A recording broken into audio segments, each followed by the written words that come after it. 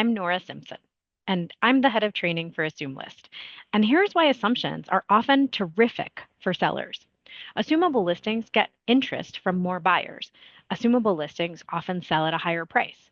Sellers have zero liability for the mortgage once the assumption is complete, and buyers are incentivized to make it financially worthwhile for sellers to wait out the only slightly longer process. Now, this information comes from our assumption fact sheet, which you can find on our Learning Center. Oh, there it is, which I created along with our team and our wonderful co-founders, Mike Larino and Bethany Stalder.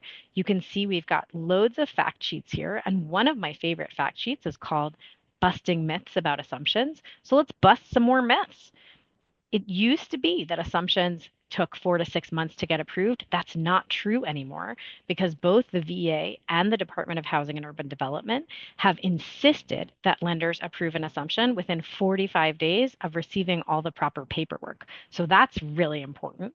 And also, like I said before, people think assumptions are bad for sellers, but here at AssumeList, we encourage everyone to think of assumptions as a total win-win-win situation where agents make the same commission whether there's an assumption or a traditional purchase, and sellers get to ask for a little bit more money because buyers are saving anywhere from $200,000 to $800,000 over the life of the loan, which is usually about 25 more years.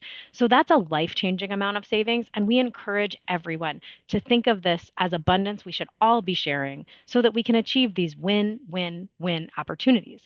And here at AssumeList, we've done everything we can to really solve the problems that used to plague assumptions.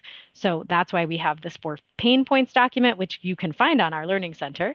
And this video is designed to help allay misconceptions in the marketplace.